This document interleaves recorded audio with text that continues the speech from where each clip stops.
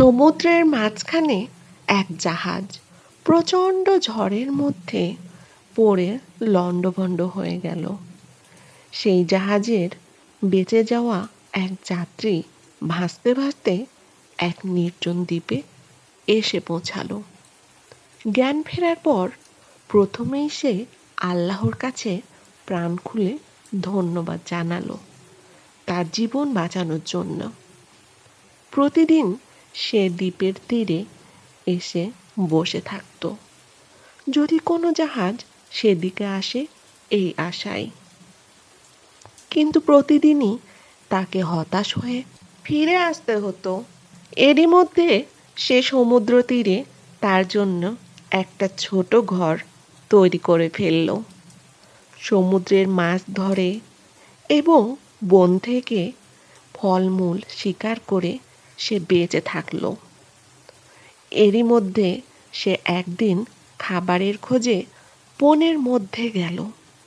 বন থেকে সে যখন ফিরে এলো তখন দেখল যে তার রান্না করার চুলা থেকে আগুন লেগে পুরো ঘরটি ছাই হয়ে গিয়েছে এবং তার কালো ধোঁয়ায় আকাশ ভরে গিয়েছে।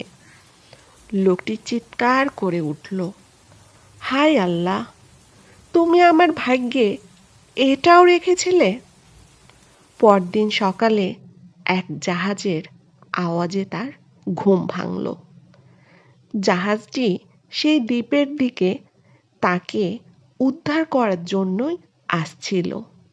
সে অবাক হয়ে বলল, তোমরা কিভাবে জানলে যে আমি এখানে আটকা পড়ে আছি? জাহাজের ক্যাপ্টেন জানালো, তোমার জ্বালানো ধোঁয়ার সংকেত দেখে। আজকের ছোট্ট গল্পটি কেমন লাগলো কমেন্ট বক্সে জানাতে অবশ্যই ভুলবেন না কিন্তু। আর আপনাদের সুন্দর সুন্দর মন্তব্য আমাকে সামনের দিকে এগিয়ে যাওয়ার জন্য অনুপ্রাণিত করে।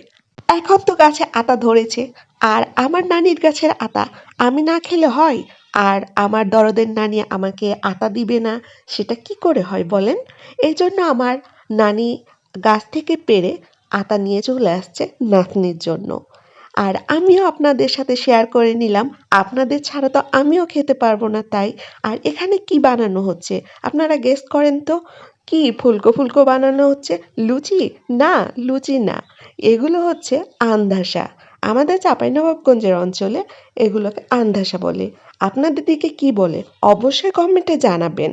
আর আমার ভিডিওটি যদি ভালো লেগে থাকে তাহলে সাবস্ক্রাইব করে পাশে থাকবেন। আল্লাহ হাফেজ।